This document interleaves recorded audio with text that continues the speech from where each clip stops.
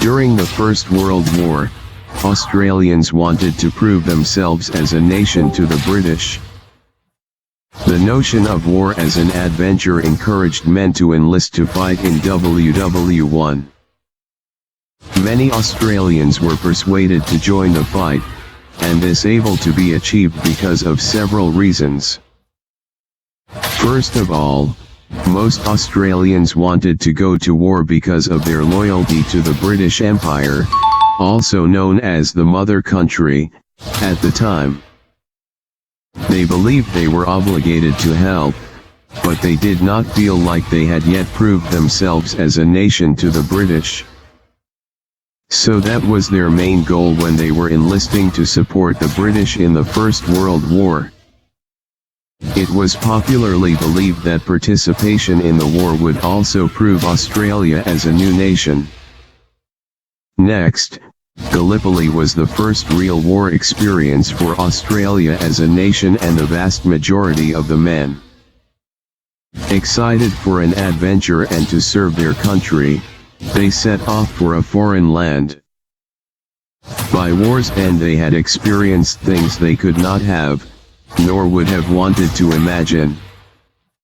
At Gallipoli the Anzacs had to struggle with the environment, establishing their homes in rugged cliffs and on narrow unprotected beaches. They experienced extremes of weather.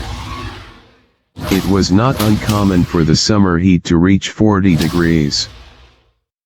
Winds along the Gallipoli Peninsula were strong. As the weather turned, the Anzacs had to endure rain and snow and the resulting mud and flooding of their trenches. Receiving supplies of all kinds was always a concern, as they had to be shipped in. Water was scarce and strictly rationed.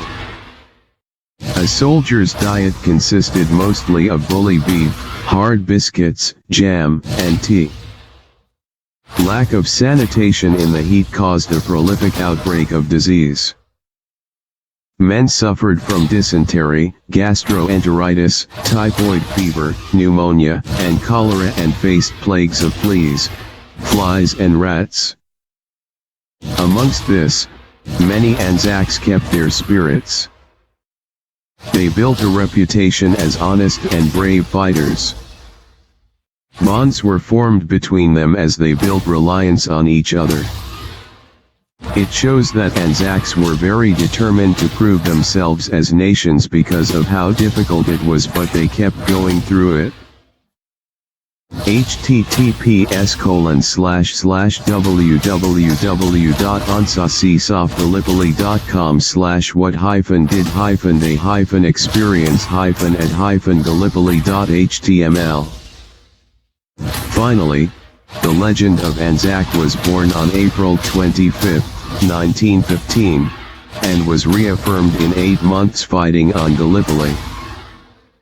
Although there was no military victory, the Australians displayed great courage, endurance, initiative, discipline, and mateship. Such qualities came to be seen as the Anzac spirit.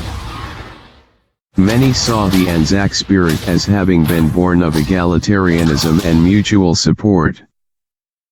According to the stereotype, the Anzac rejected unnecessary restrictions, possessed a sardonic sense of humor, was contemptuous of danger, and proved himself the equal of anyone on the battlefield.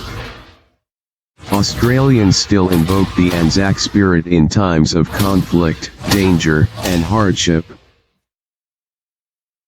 The legend of Anzac remains relevant to many Australians.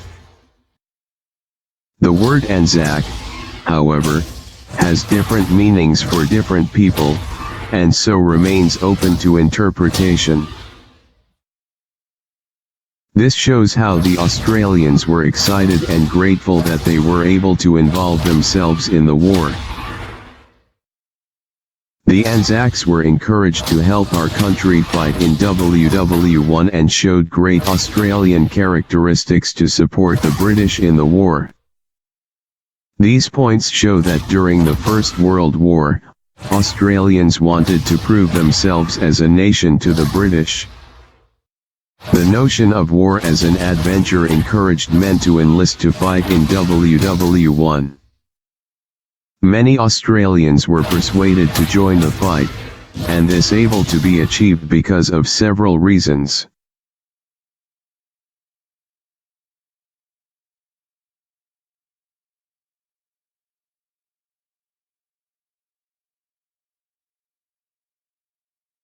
During the